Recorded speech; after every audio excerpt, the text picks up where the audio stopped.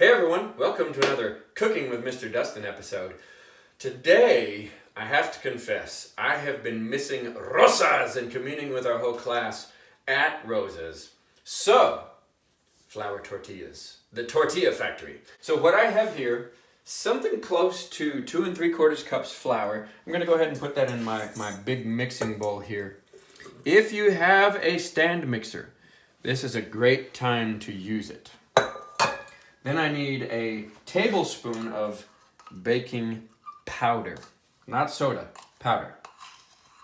Tablespoon. I also need a tablespoon of oil.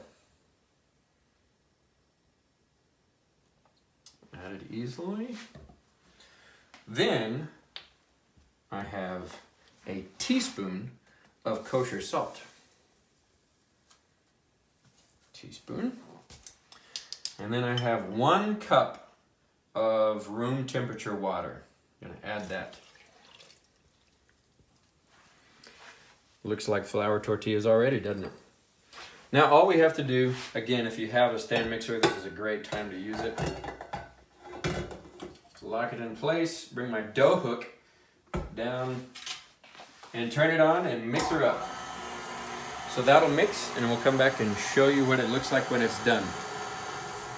So you can see we're about done here. You'll get to see kind of what it looks like inside the bowl. It turns into this nice dough and it doesn't stick to the inside of the bowl anymore. Now, I did add about 1/4 cup more flour, so that makes 3 cups altogether, and it's still a little bit sticky. So this is where there's a little bit more flour in the bowl. You just have to get your hands involved and knead the dough, kind of pull it and stretch it. Fold it back around, press it into that flour, and really just spend some time with your hands. As always, pro tip, wash your hands.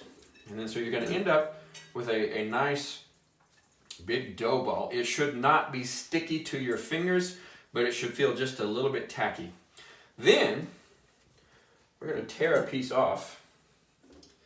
We're going to take it in our hands, roll it into a little ball. Something kind of between a golf ball and a tennis ball size is pretty good. That may be just a touch big, but. So we're gonna just keep tearing off pieces and rolling them, and then I'll get that done and we'll come back and start flattening them. All right, so we've got our dough balls here. They're about golf ball size, seems about right. Obviously, the bigger the ball of dough, the bigger tortilla you can make, and the smaller tortilla. So I'm just gonna flatten this out.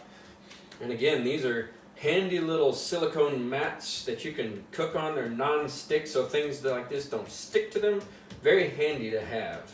If you don't have one, that's okay. Just lay down some flour, and that will help these not to stick while you're flattening them out. Then we are going to take this over to a hot skillet and plop it down in there. We're going to try to cook this as little as we can get away with. There's nothing in there like raw eggs or anything that needs to cook. You can literally eat these raw without any problem. So go ahead and flip it.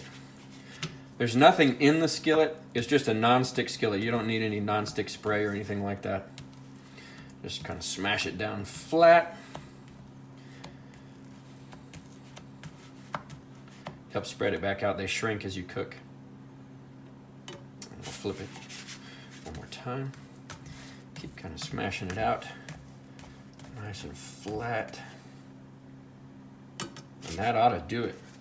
Again, nice and good, and I give you what I like to call Rosa's tortillas. Thank you for joining me in my tortilla factory today. I have my little bear of honey, so you know it's authentic.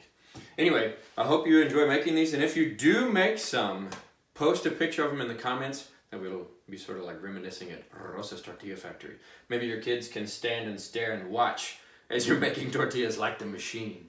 Anyway, hope to see you again soon, and I hope you enjoy your tortillas. We'll see you next time.